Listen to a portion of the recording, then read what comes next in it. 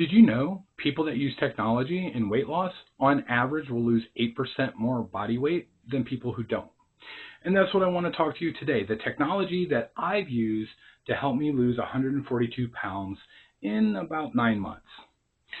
A couple of things that I need to say before I get into it. First, nobody's paying me to say anything.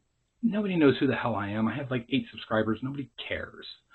The second thing that I need to tell you is that none of these things are 100% accurate. Apps, wearables, doesn't matter. They're not 100% accurate, but they're good enough. They give you good enough data, good enough insights for you to make smart decisions. All that being said and out of the way, let's dive into it. So the first piece of technology, and ironically enough, I'm not wearing it because it's charging right now, is an Apple Watch. Notice the tan line. Apple Watch obviously pairs with Apple Health, but the reason why I chose a wearable is, well, I actually already had it, but even if I didn't, I would have wanted a wearable because I want to be able to track how much movement I'm getting in any given day. Also, what I like about it is the things that are built into the Apple Health and Watch ecosystem. So for just as an example, it's got functions for walking outdoors, but also walking on a treadmill or indoors, cycling outdoors, cycling indoors, swimming, all of that things. And so it's going to look at the data that's coming from the sensors just a little bit differently than if it were just, you're just wearing it and it's on your wrist. That leads me to Apple Health. Apple Health is very fascinating. I think Apple did a really good job with this, as much as it pains me to say that. I'm not a big Apple fan. I know I'm in their ecosystem. Roast me later. Anyway, Apple Health, what I like about it is, first of all, I've got trending data since I've had this phone. Well, since I've had Apple phones, which is like 5 years now. So I get to see all that. But also, so many other apps and things want to be part of that ecosystem or want to have synergy with that ecosystem. So they've made these other apps that I'm going to get into in here in a little bit to where they'll push and pull data back and forth. So what really happens is Apple Health has kind of become my single source of truth for looking at generally what's going on with my trends, my calories, my resting calories, my active calories, my workouts, all of that. All of that goes into Apple Health. And there's other apps out there that do that too, but this is just the one that I use, so these are the ones that I can speak to. My next piece of hardware or technology that I use is a body fat scale. Now, there are really expensive ones out there. There are cheaper ones out there. Mine cost me about $100. It's not the greatest, but none of these things are going to be 100% accurate. I'm just looking for round numbers anyway. What I really like about the body fat scale is, again, it has its own app that integrates into Apple Health. But what I really like about it is it's not just a number. It's not just like, oh, you weigh this much. It gives you a little bit more insight. It tells you your body, obviously your body weight, but it also tells you what comprises that body weight. So it'll give you a little bit of a breakdown between your fat mass, your muscle mass, your skeletal mass, and the water that's in your body. These things are very, very, very important because that number can stay stagnant, but you can actually be burning some fat and gaining some muscle at the same time. I'm not going to get into that.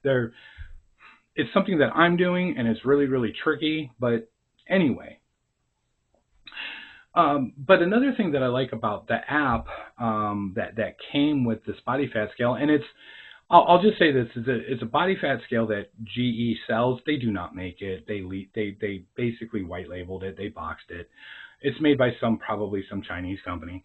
But the app also allows me to take some manual measurements of things like my waistline. Now, Apple Health does allow that too, but I never used it with Apple Health, primarily because the tailor's tape that I have doesn't go above 60 inches. Don't laugh, I was that big. Anyway, so I got this scale at the beginning of September. It's now mid-October, and I take measurements like twice a month. And so far, in a month and a half, I've lost 1.5 inches just around my waist. Really, really ecstatic about that. And I'm sure I've been putting some graphics up here so you guys can see this stuff too. So, moving on. The next app that I use, I've actually only been using it for a very short time, about 15 or 17 days. It's called Elu. They do have a free plan, although it's limited. Elu is expensive. I don't know if I'm going to stick with it, but what I do like about Elu, and I know there's other apps that do this, this is just the first one that I trialed. You can take a picture of whatever you're eating, and it'll break down not just the calories, but the approximate protein, carbs, and fat of that meal that you're about to consume. And it allows you to set targets for not just your total calorie intake, but those macronutrients as well, the proteins, the carbs, the fats. Because your body does need all of that. Now, it does have AI layered into it, so AI will analyze and it'll tell you things. Now, one of the things that I find interesting about Elu is their AI has different, we'll call them temperaments. The one that I use is called Tough Love, but it's really just it's just mean, and I love it. I'm all for it. Elu, again, very fascinating, but a little expensive. It's like $18 a month, so I don't know if I'm going to stay with it. The next piece of technology, or the last piece of technology, I should say, is actually ChatGPT, and I affectionately call my ChatGPT Skynet. If you know, you know. And what I use Skynet for is a little convoluted, but basically, I use it for everything. I have reviewed blood work with Skynet.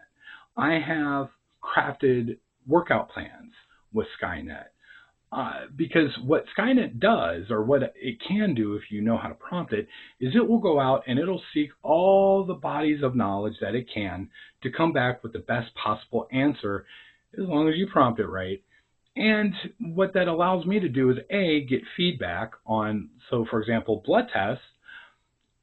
If it notices anything that I'm not picking up on, it will tell me, and these are things that I can go to with my provider and do the, hey, I've got these questions, what do you think, what are your thoughts?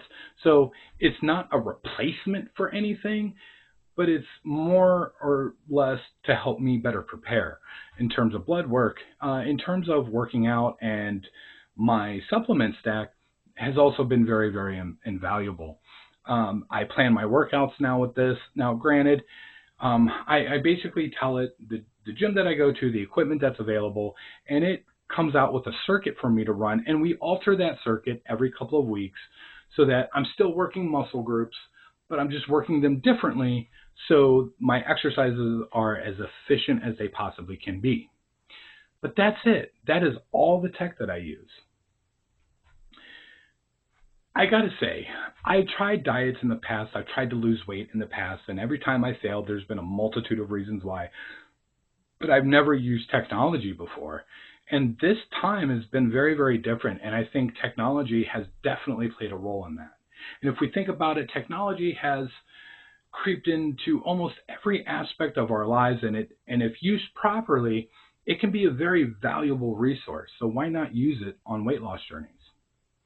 So anyway, that's all I have. I'm going to get out of here. I want to thank everybody, and I hopefully will see you in the next one.